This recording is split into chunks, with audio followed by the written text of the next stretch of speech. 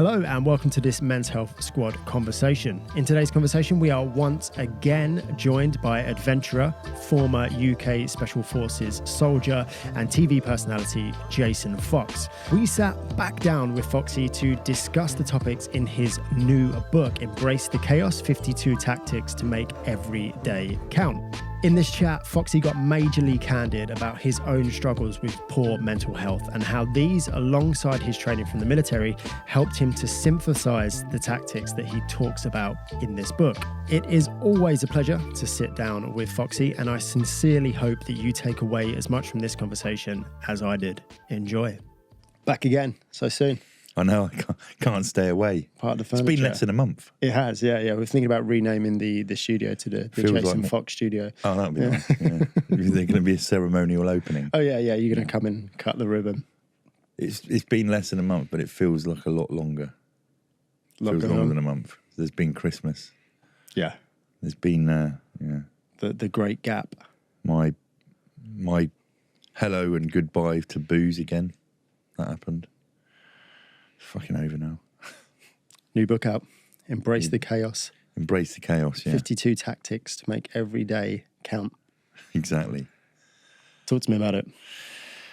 Well, I didn't intend on writing a trilogy, but I feel like this is the third book of a trilogy. So I started, as with anything in my life, there is no long cast. There's not a long-term sort of schedule.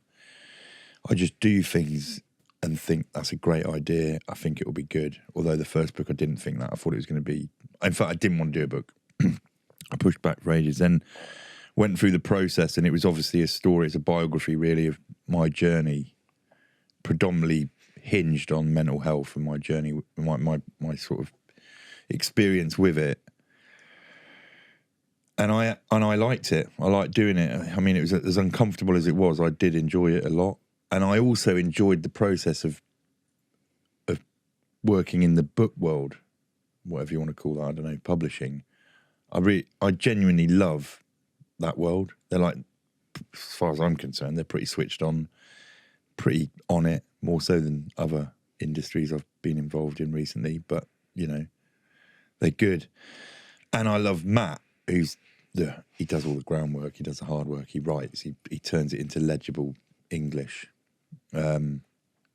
So then we did that, and then it felt incomplete, and we were like, oh, we should do a book that's the second book, because I like books, that talks about practically what was discussed as a story in the first one. So that's then Life Under Fire. You had Battle Scars, Life Under Fire.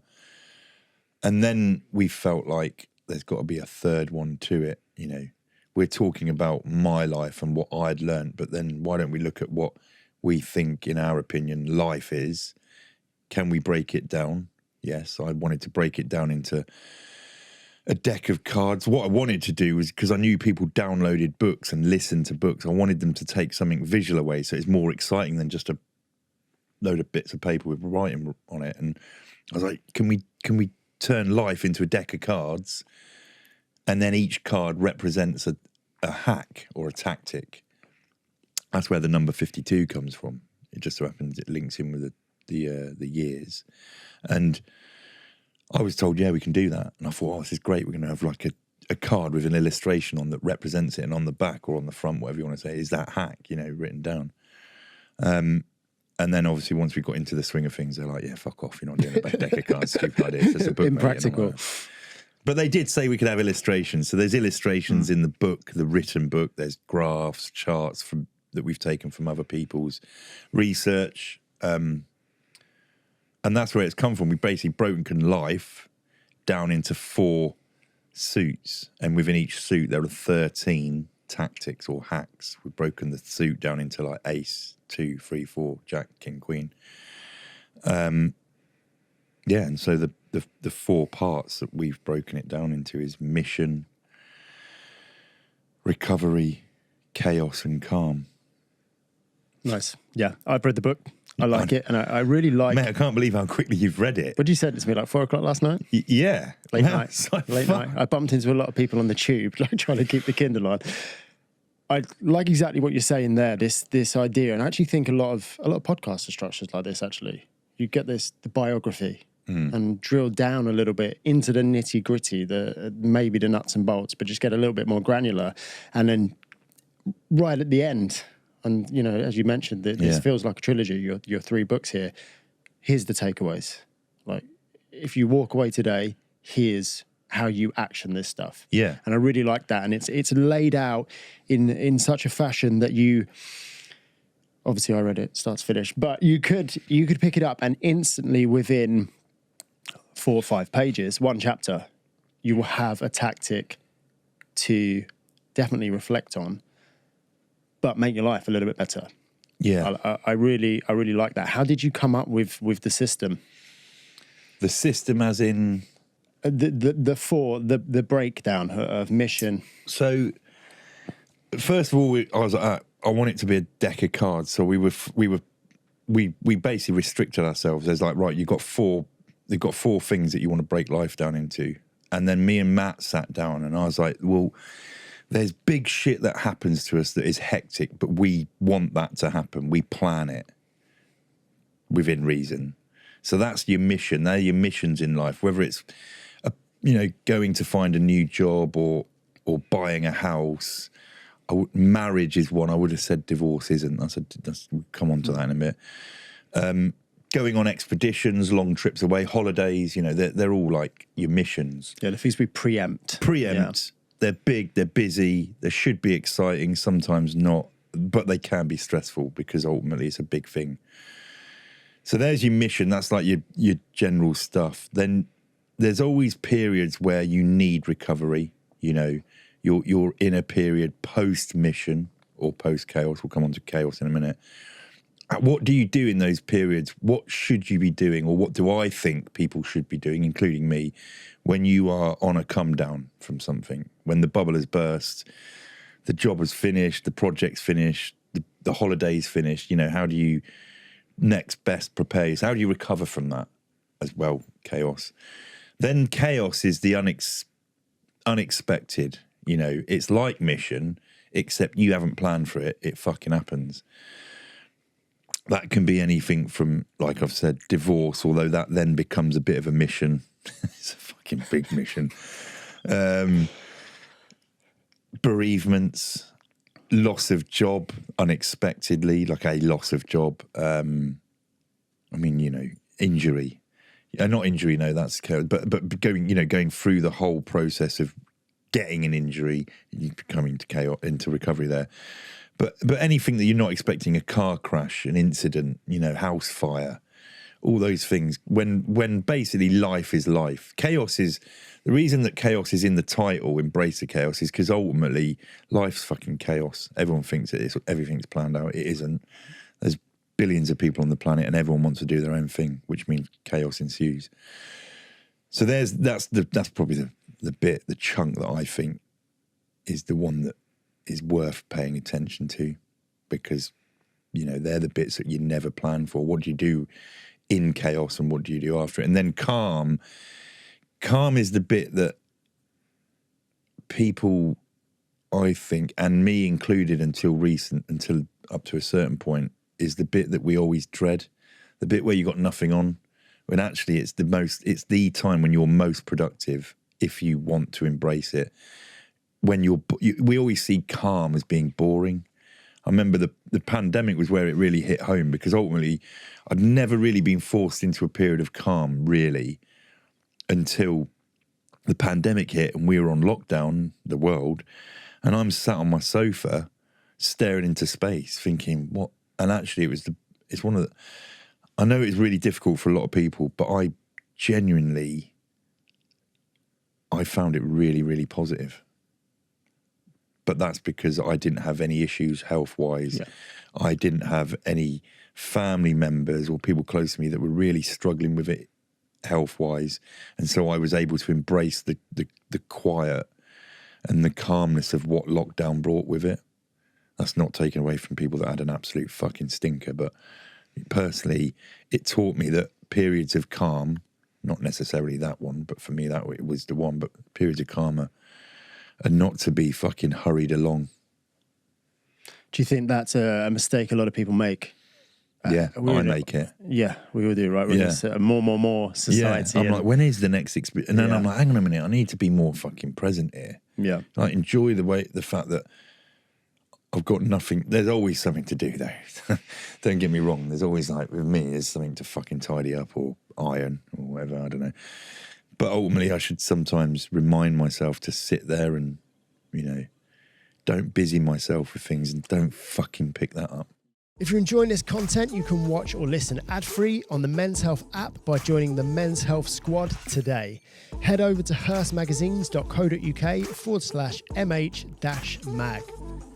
Once you're in the squad, you'll also have access to tons of exclusive content, including interviews, ad-free videos, and our world-class training platform, which features dozens of training plans to suit every level and any goal.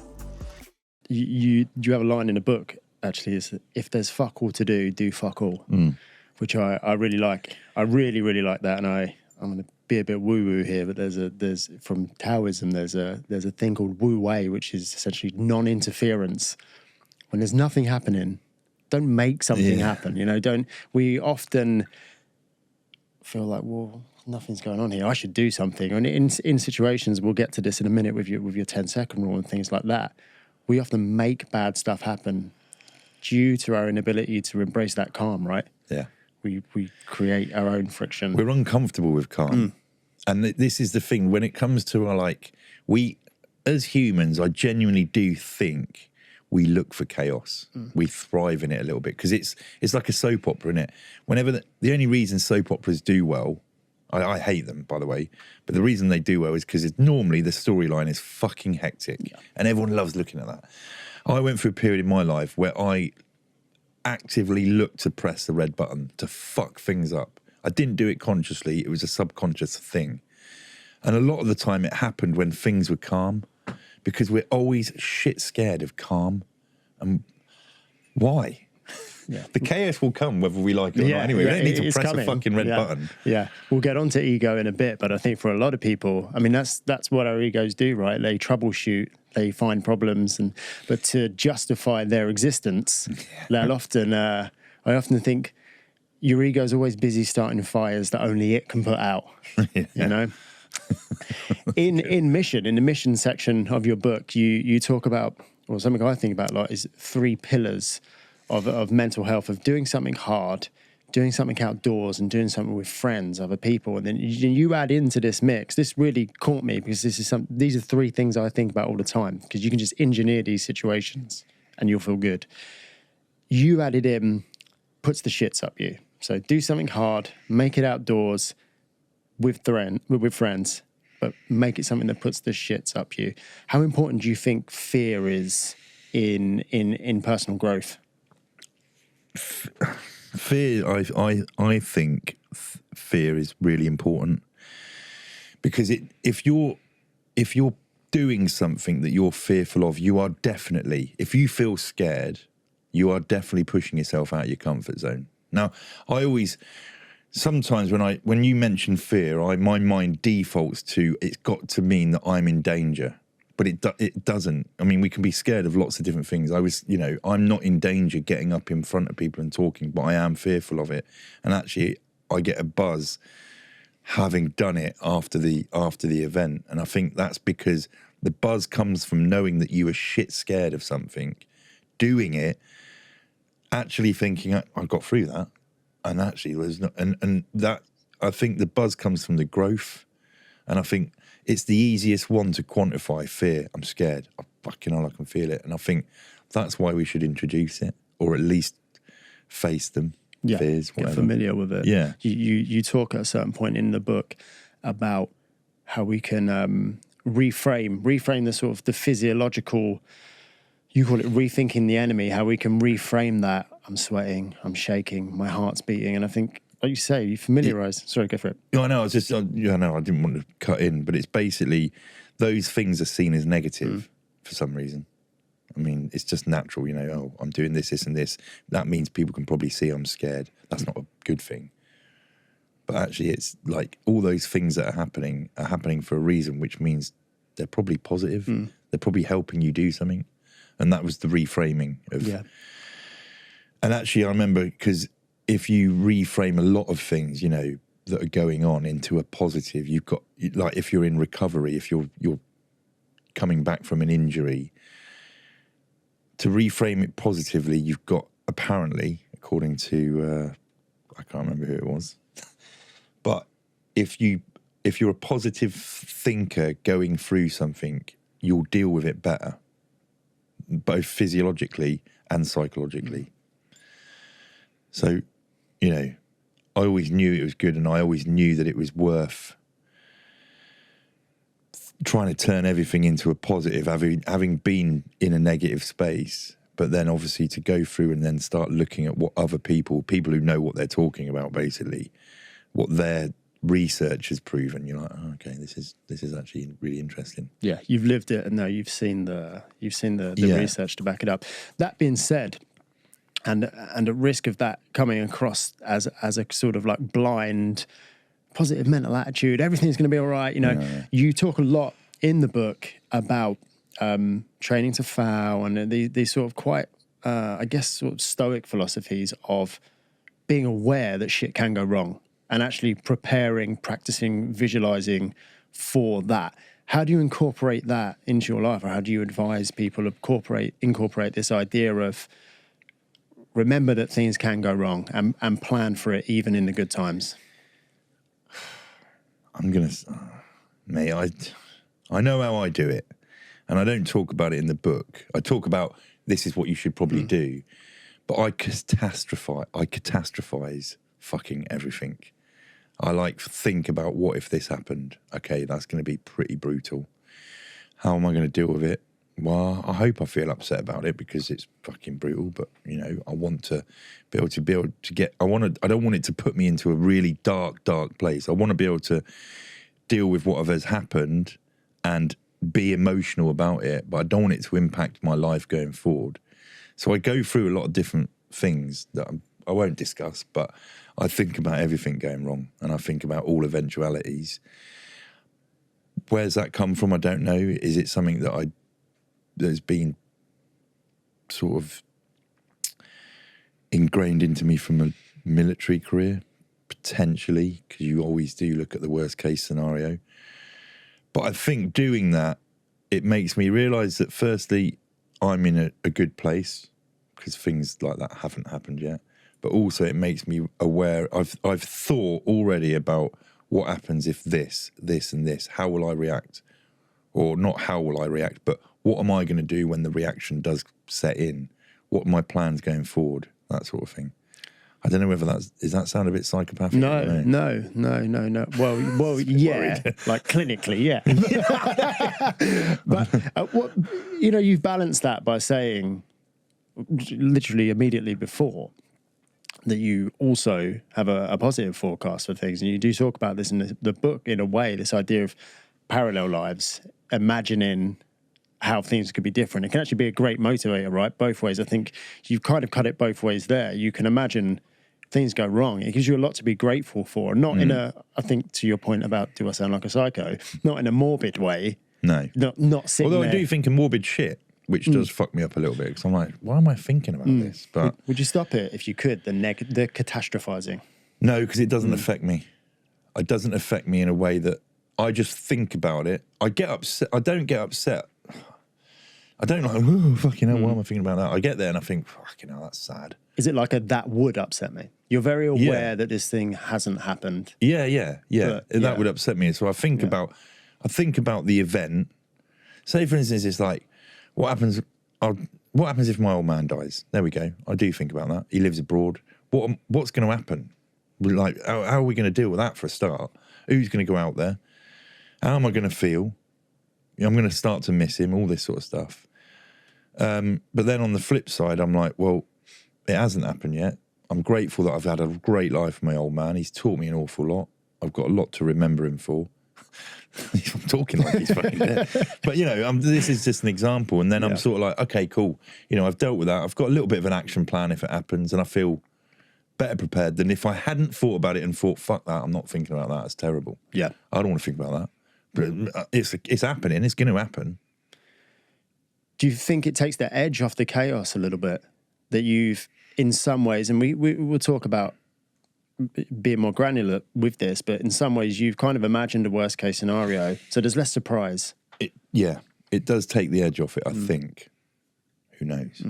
But I think it does take the edge off it. And the other thing is, you know, in line with all this thinking about something and, you know, at least mentally preparing as best you can without actually experiencing it, there is another way of best dealing with the chaos, and that's to fucking look after yourself, you know. I explained it in the parallel lives thing. Yeah. Talk to us about parallel lives. So the parallel lives it's about, we've all got resilience. We've all got pools of resilience. And I don't think anyone's pool of resilience should be bigger or better than anyone else's, other than we should be able to, it's how you allow yourself to tap into it. And the parallel lives analogy is basically, imagine if you could lead your life at the same time twice in parallel.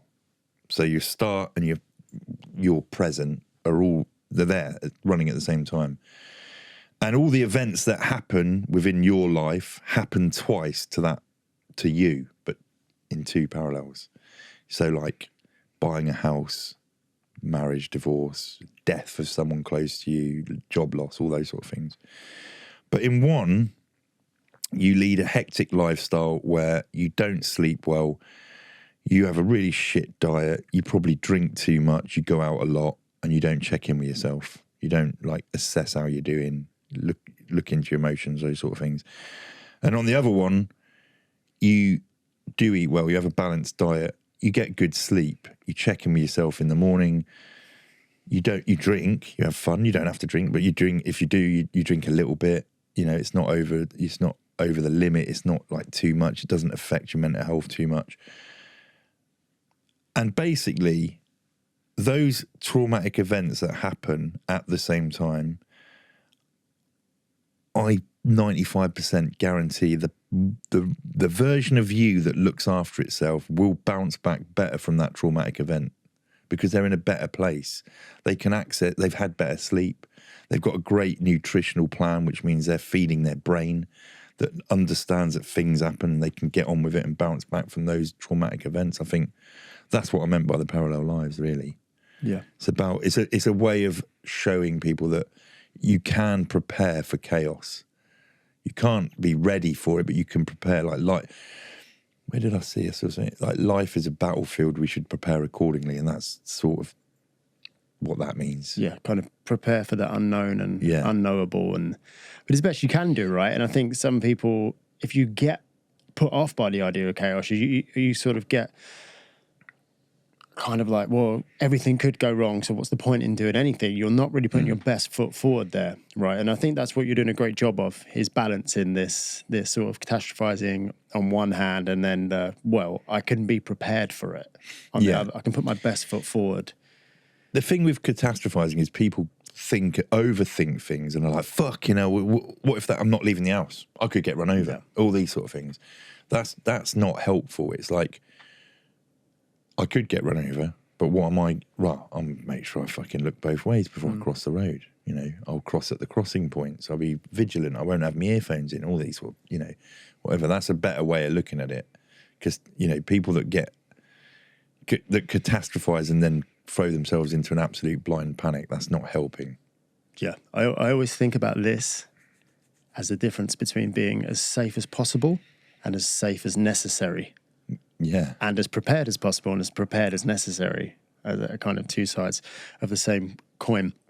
I think it's when we've got something to train towards, when we've got this mission and it's very clear that we're going to do, we can be focused and we can have our good habits and sort of tactics geared towards that. And during chaos, we're just surviving the chaos. I think where a lot of people fall down and struggle, myself included, like very, very recently, like up until probably this morning, I was in this phase of out the back end of something quite big, and in the lull that can come in calm. Talk to me about your idea of the off cycle. The off cycle is basically, fucking hell, hang on a minute, I've got to try and remember why I fucking said it. I fucking read it earlier as well. The off cycle is more is you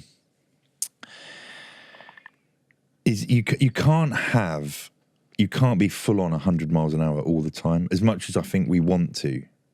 Do you think that there's value in having a? I guess what I'm asking is, getting to about where you kind of put off cycle in the book, this idea of maintaining a degree of, I guess, like mission preparedness, even when there's nothing on, in order to keep yourself ready. The off cycle. So basically, this has come from the military. So basically, you'll be going through periods of. If you think about what I'm going to revert a little bit to the military now. You go away for a period of campaigning, which is fucking mental. And actually, in that period, you get a lot of skill fade as well, because you're so full on and you're doing stuff at the pointy end, and it's so precision and it's so demanding that you actually, because of it, it's detrimental. You get skill fade, you get fatigued. When you come out of that, you have an off cycle where it's not as much like that, but it's so important to maintain and also upskill and remind yourself, revise, learn. The off cycle is about keeping yourself in a prime. Like, people say to me, "What are you training for?" And I'm like, "I'm not actually training for anything. I'm just training to be ready." And I'm not pushing myself to the limits, but I'm making sure that I've got a happy maintained form, I suppose. Yeah, like a general physical preparedness. Exactly. Yeah. Although not at the moment. That was even though it's been less than a month, it's been that's what Christmas. Yeah. It's about not. It's not taking your foot fully off the gas. Do you think this helps people mentally as well to still have a toe in out the other end? Does it help them mentally? Yeah, to maintain some degree of routine, and it's like if I went, and I have done, if I go on holiday, I cannot. I've tried it. It's no good for me completely forgetting everything I do, like binning it all off and just being on holiday, staring in space, in the sun, sweating. I go on holiday, I don't think it does my missus' head in. I think she's happy with it. I still maintain a routine. I have a routine. I adapt it. It changes slightly, but I've got to keep those things going in what would be considered an off cycle, because I suppose is it who I am? Maybe it is. Yeah, pretty identity based. Yeah, it's an identity based thing. And so, for me, it's important. I think it's important for a lot of people, to be fair. I don't think you should completely... I mean, life's fucking... If you go completely off and then something mental happens, then you are screwed. Yeah. Because it's like, fuck. Or even, I think, not even something mental. Something good comes up. Something you want to do. And we see this with people who are into their training, like athletes, done a big thing, let it slip, sort of fall into a sort of well of despair of, I'm not really motivated to do anything, not intrinsically motivated, without any goal on the horizon. We give ourselves Christmas though, don't we? Yeah, we allow we do. it. It's an event. That's the only allowed thing. And then something good comes along, and you're not really in a position to seize that opportunity, because you, in between the lulls of not having something to aim towards, you kind of just let it go. And this is beyond physical training. I mean, this could be anything. I guess what I'm asking, do you think it's to do with leaving yourself in a position to combat the bad, but also take on the good? Yeah, of course. Yeah, definitely. I mean, you said, it doesn't, but it's a great example to use, is the training thing.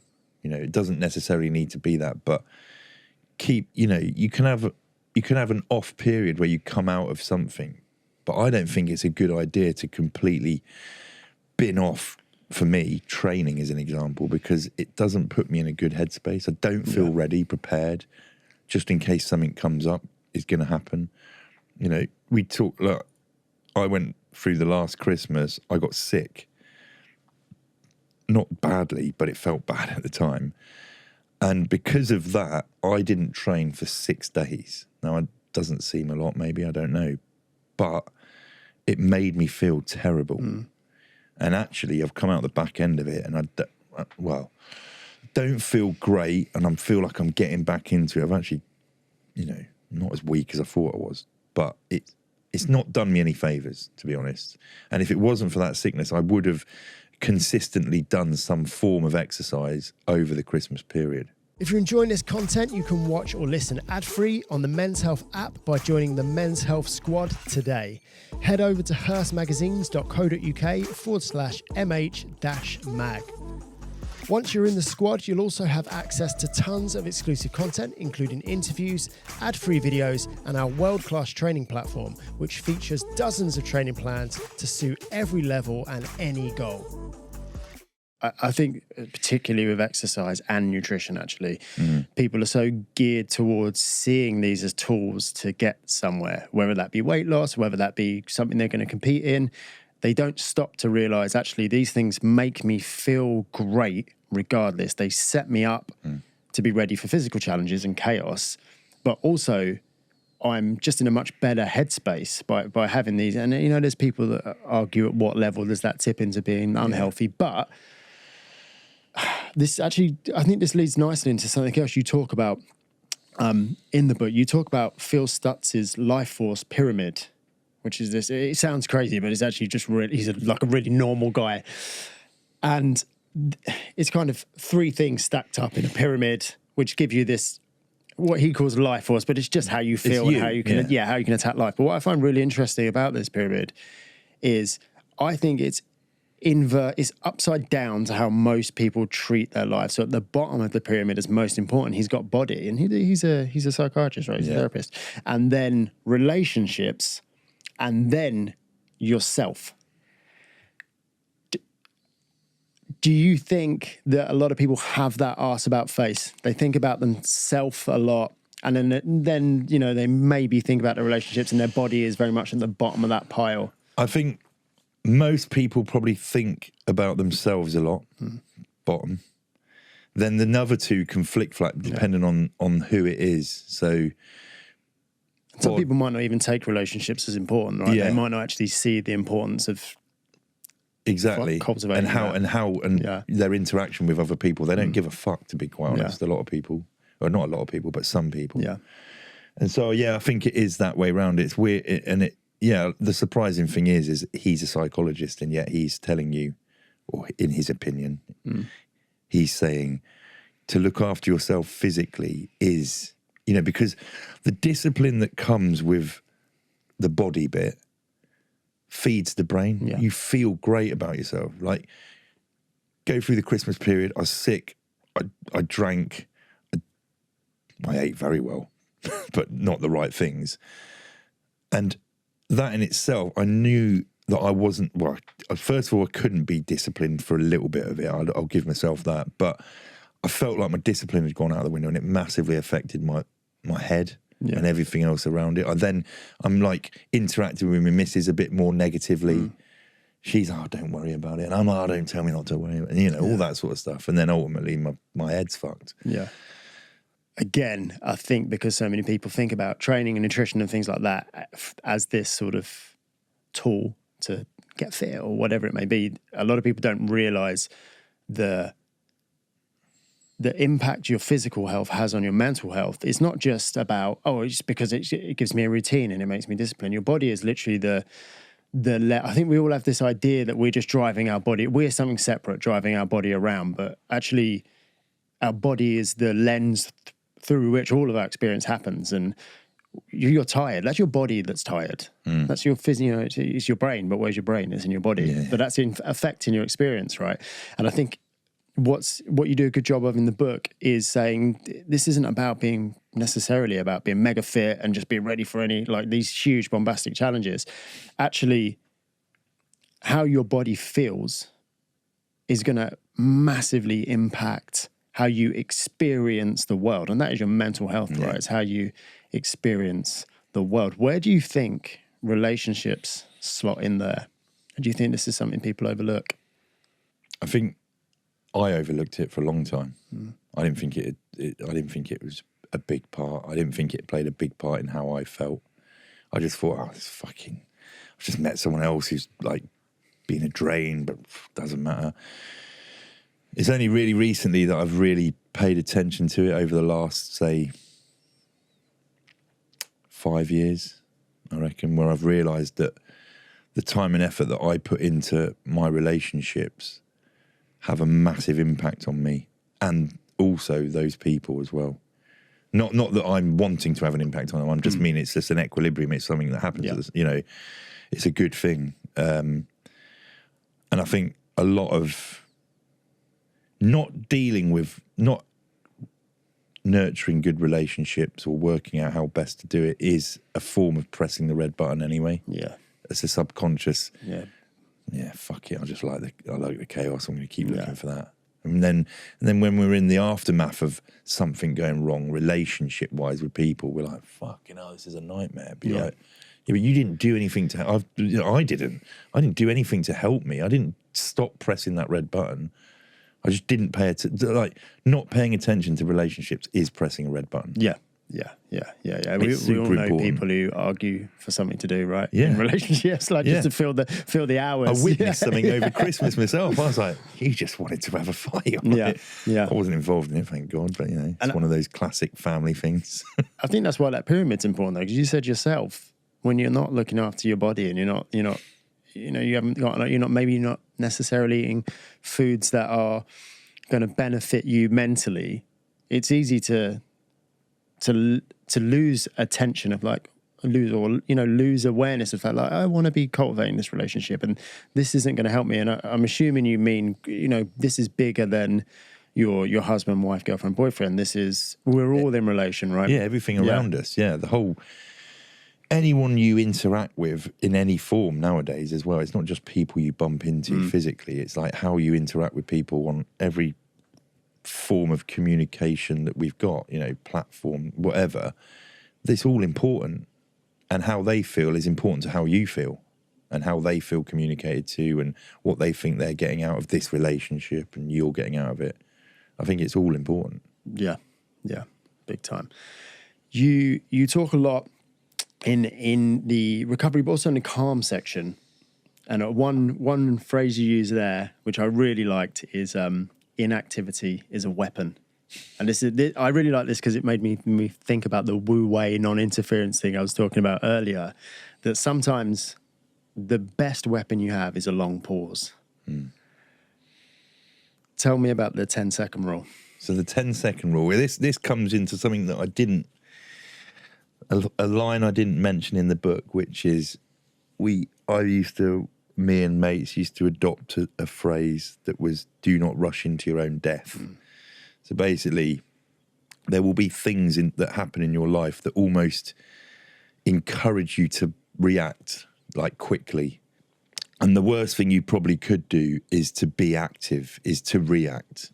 And actually, the best thing you could do is just have a 10-second pause, count to 10, and in that time, think about what you were going to do, and then think about what you probably should do.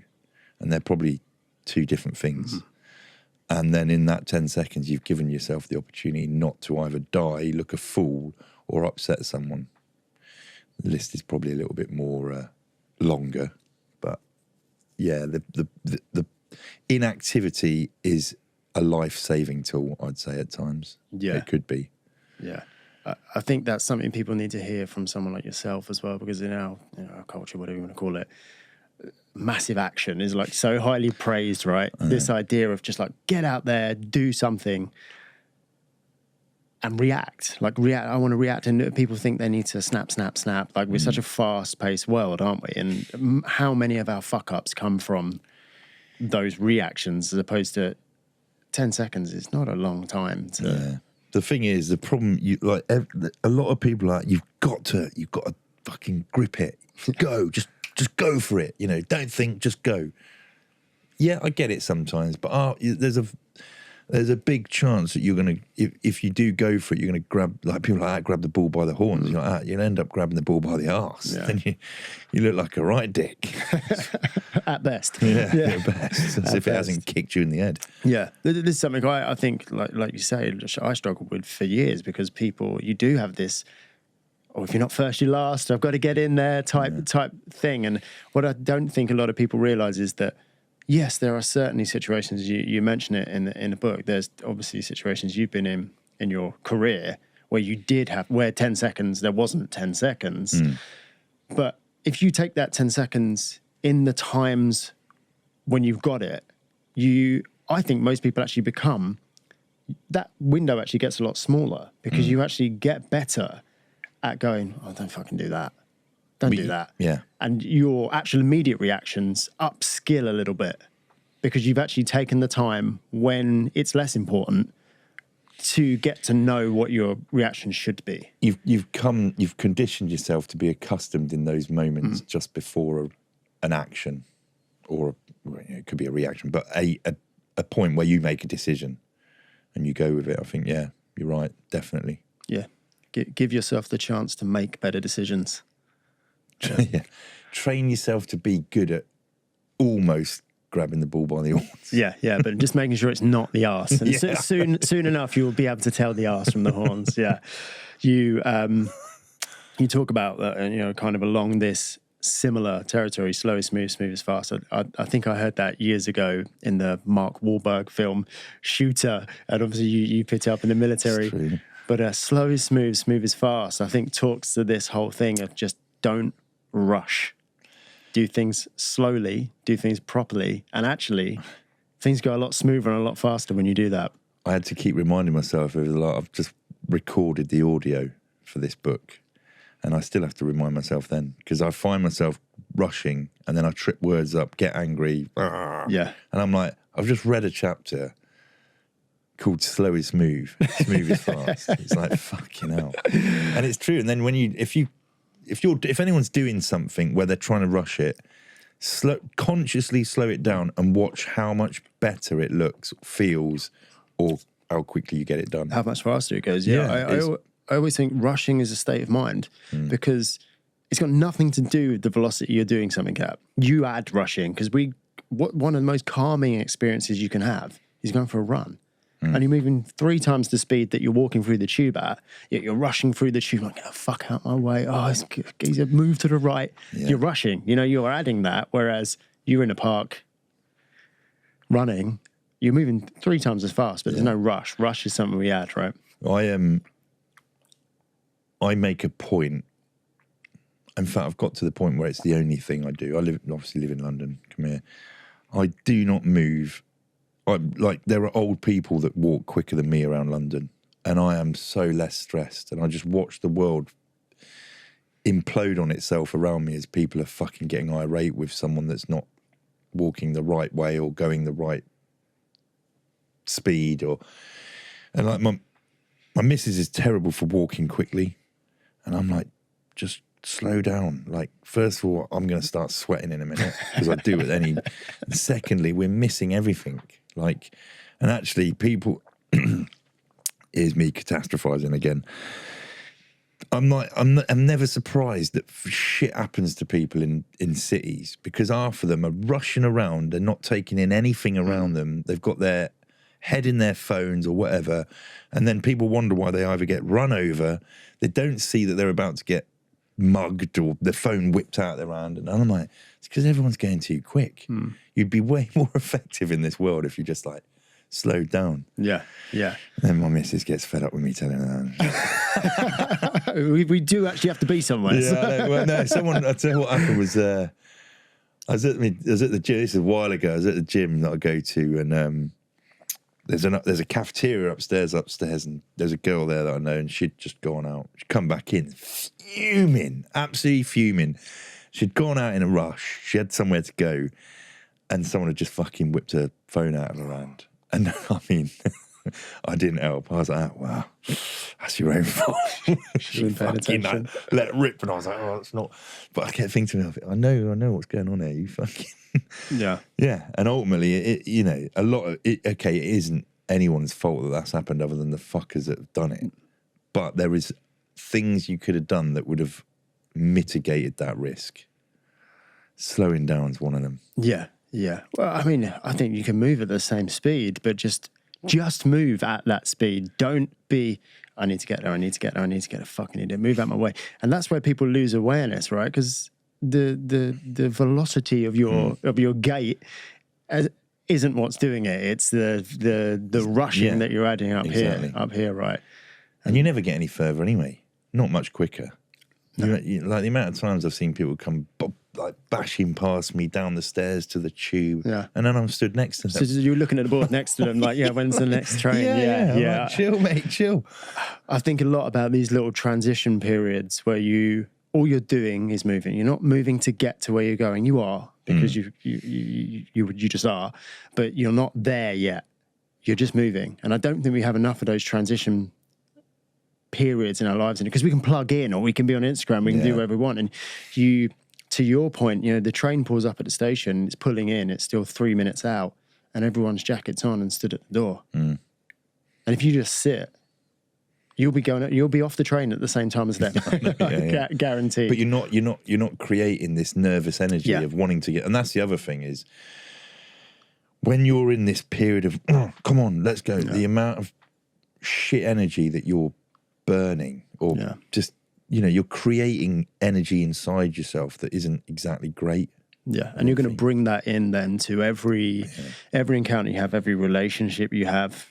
And it is exhausting, isn't it? It's absolutely exhausting. How do you, in fact, talk to me about dynamic meditation. So this dynamic meditation came from, I hate the thought of meditating. And that's because I don't know.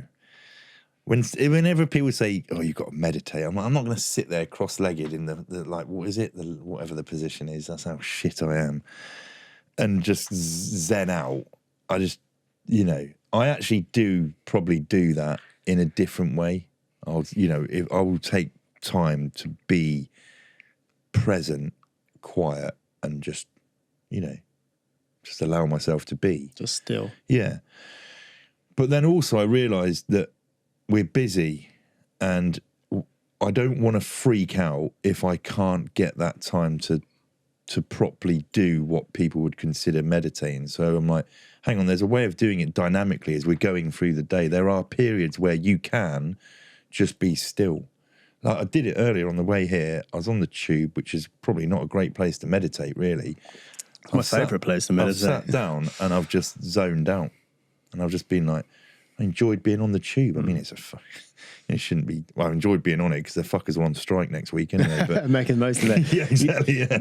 You refer to it as zoning out in the book, but I don't know if I would. I know, sort of full disclaimer, I'm a big time meditator, but I don't know if I would see that as actually zoning in. Yeah, like you're, instead of just being lost in that, when's this train landing, when's this, you're just where you're where your feet are. Yeah, so I use that. I probably overly use that phrase zoning out, and I don't mean it as a zone out. I do mean it as like probably use what you say is zoning in, where you're just like you're in, you're you. But you're right here. You're just here. Yeah, and I. The thing on the tube, you see people like this. Yeah. And I do it as well, but like... trying to get the Wi-Fi each stop. Yeah. But just here, I was like, fuck my phone. Yeah. I'm like... And I wasn't, I was actually a little later than I wanted to be for you, but I wasn't, what's the fucking point? I'm not going to fucking stress about it. The other one is I go a lot of places either on the train, so longer journeys, where it is easier to... It's going to sound weird, but it's easier to make yourself busy because you've got a long period. I'm like, all right, I'm going to do this, this, and this. Same with a long car journey. If I'm the passenger, I make a point of doing nothing on that. They're great time. And also what I love about so dynamic meditation when you're on the move is it's actually, I find it really therapeutic being on a train or in a car and just being like, the world's awesome. Yeah. What's here? Yeah. And I don't know. I think movement helps me, maybe. Yeah, I think that there's a kinetic aspect, and some people do struggle to sit still. But if you're forced to sit still, and like that's incredibly uncomfortable for some people, right? Especially when we have a weapon of mass distraction at hand at all times, right? That we can go to, and you can feel that itch, can't you? You sit down and you feel that. You feel that itch, and I think it's such good advice using those transitional spaces. What benefit is there to me right now checking Instagram? I can just be on the tube. What benefit is there ever? What could possibly have happened in the world that is more important than my mental health, like here and now? And that's something I think about a lot. You have a little trick, little tactic in the book. It's something I do myself with your phone. There's a few things. One of them is I just fucking get rid of it. But you can basically, this is the worst addiction in the world. It's the biggest as well, I think. There's lots of addictions, obviously. It's definitely the most subtle and insidious. Yeah, no one thinks about it as an addiction. No. But it's an addiction. And they make it really, really, this is like fucking crack. Because it's high def. The colours are great. I mean, very attractive. Yeah. And then if you go onto it, all the good apps, the apps that fucking you keep tapping, like Instagram's widget, whatever you want to call it, I like the colour of it. And it's there like that, come and press me, and you're like, oh, I don't know what's going on. I wonder how many likes I've got. It's a fucking load of shit. You can move all those apps off that main screen. I haven't. And it's the colours. Yeah. The colours are like that high, they're like that feeling that, they look great. I've heard it described as like sweet wrappers. Yeah, exactly. They're these little, like, oh yeah, let's unwrap that, It's like vaping. Vaping's like geared around kids, isn't it? Yeah. So basically you can fucking turn it to black and white. You can reduce your time. You can reduce time allowed on apps. You can go, you can also fucking... Just you can bypass that. Yeah. Exactly. But what it is it's a reminder. Yeah. And like, do I want to be doing this? Yeah. And I do have. Fortunately I've got. I don't know what my job is, but I have jobs in my life that I use as natural breaks from this. Like the last few days recording the Audible, it's been great. Yeah. Because I have because of all the recording and that, it's fucking off. Yeah. And it's amazing. Filming, same sort of thing, really. But I do also go through these periods, it's not in the room at night, not anymore. It used to be. And it does you a world of good. I think a lot of people see, like we just joked about it there, like you could just throw it away. But I think what a lot of people don't realise is very smart people have paid a lot of money to make sure you don't just throw it away. Yeah. They really are paid a lot of money to find every way. It's the same as people who build casinos or this, that, the other, right? And I think until you actually do, it's like AA. Until you admit that actually this is bigger than me. This is something I struggled with because it does seem like such a, it's just social media, it's just your phone. It's just a phone, yeah. Until you go, no, this has got me by the balls. This has absolutely got me by the balls. Until you admit it, you can't really start putting those systems in place, right? And utilizing those times where if you can just make up times where you couldn't use your phone, most people go, oh yeah, I love going out for a run. I get runner's high, I get this, and that's all true and great. Most people don't get granular enough to realize what do all these things have in common. I wasn't doom scrolling through Instagram or checking my likes. There's still a couple of people in my life, one of them I haven't seen for a while, that use, like, what he still uses, as far as I'm aware, a Nokia 3210 or whatever it's called. I love that. Yeah. He just uses it to phone people, and that is it. He has no other distractions. Retro, yeah. And people like that, how'd you get through life? And he's like, what do you mean? He's like, that's how I got through life. It's like, this shit didn't exist when I was like born, and we were fine. Yeah, we were fine. We were fine. I recently went over to I'm not using it today, a really old iPhone because there's things I do need professionally, and I'm like, what's the oldest I can go back and still have WhatsApp? How old was it? It was an iPhone 5. And it's not that, it's like 2017. It's not actually that old, but it feels so shit compared to mine. The iPhone 5 2017. Yeah. They've developed much quicker. The SE, which is the one that looks like 5. But yeah. every year, boom, boom, boom. And it's so shit compared to the one I've got, even though ostensibly I had it in 2017 and thought it was the best thing in the world. But it's so slow and so clunky, and it just makes it inconvenient for me to do. And I haven't put social media on it or anything. I'm only saying this because I think a lot of people are like, I'd love to go back to I wanted a flip phone, but I wanted the Motorola Razr just for the sort of cool points. And I've just lost the Matrix. Exactly that. Yeah. But I think a lot of people are, I'd love to, but I need, an iMessage or a WhatsApp my daughter or whatnot. I think just going back far enough to make it annoying, because that's what these developers do. They make it so slick. It's so easy for you to do what you want to do that just by making it, the point you made about putting a screen lock on after a certain amount of time, it just makes it that little bit more annoying that it gives you that 10 seconds to go, do I actually want to do this?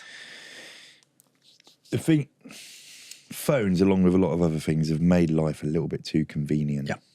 And we become then entitled. And because of that, we become shit people to a certain degree. If someone expects something all the time, you're like, what a twat. But we are all like that because everything is so much easier now. I think it's like Tube Strike coming up. When I first heard it, I was like, for fuck, 'cause there's a lot of stuff going on next week. And I was like, hang on a minute. Stop being entitled thinking that is the be-all and end-all. It was built for you, that network. There's other ways. You can walk. I'm going to do a lot of walking next week. Fucking the cabs are going to get a bit more money. Yeah. I'm going to be stuck in traffic maybe a little bit longer. There's a couple of things that I might not get to do in person, and I'll do it at fucking Zoom, going back to the convenience of technology. But, I think the way that tech has made everything convenient, I think it's not that great. It's not good for us. What for? That's what I always ask. Like, we can do so much more. Why? And then obviously, great point. Like, there's a utility there, but there's got to come a point where you go, why do I need to do 10 times more today and have it so much more convenient? And to your point about entitlement, the difference in your own experience, if you're someone who's like, wow, it's incredible, we've got all of this stuff, versus, well, I deserve this stuff. This is just the way it is. And then when you haven't got it, you then feel incredibly uncomfortable. And I often think that so much discomfort is just the awareness that things could be more comfortable. It's not that you are uncomfortable. It's just you're like, I just wish I could get on the tube. I know. I just had a weird thought. So it's not a catastrophizing one, is it? Well, I don't know. I don't think so. Let's do it. So when I'm like thinking, how would the pandemic have panned out without this tech? How would we have done business? Because Zoom didn't exist, because, the tech wasn't there. But then I'm thinking, would there have been a pandemic if there was no tech? With the ease with which news spreads and, and without being a bit weird about it, like the pandemic got a grip so quickly because of these. To a certain degree, and travel's easier as well. It's because we're so interconnected, right? Yeah, interconnected, and everything's convenient. Yeah, that's how. But how would we? So remove that bit. But what would have happened? There would have been a lot more business that had just gone stagnant, or actually gone down the pan without the luxury of tech. Yeah, it's very much a double-edged sword, isn't it? That you have to learn how to use it, why you're using it. The other thing is if it is impacting your mental health, that's a bad thing. I reckon there's people out there that use it a lot. I think I'm reasonably good at keeping a lid on my mental health when it comes to social media. I'm pretty good at, if I feel myself going down or becoming a little bit negatively impacted by it, I'll just take myself off for whatever period of time I need to fucking cool down. But I think some people don't. I think it really does affect them. Youngsters, I think, are probably prone to it more than us older folk.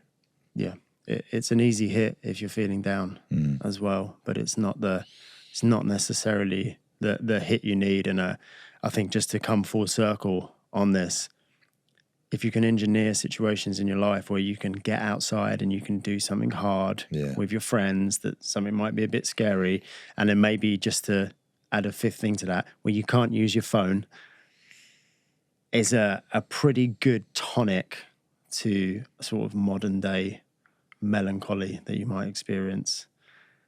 I think it's the best medicine to take when you're not sick. That was good. Sense. That was really good. Yeah, you should have still-eyed me then, and I meant to say that. It's the best medicine that you can take when you're not sick, because it's a preventative medicine. There we go. I love it, dude. Book's out now. I speed read it last night, and I advise everyone to go out and get it if you're looking for clear, concise, actionable tips that you can just flick to any page and find a way to rapidly improve your physical and mental health. And let's get a Kickstarter going or something to get those decks of cards made. Mate, yeah, 100%. Thank you so much, mate. Cheers, mate. Nice one.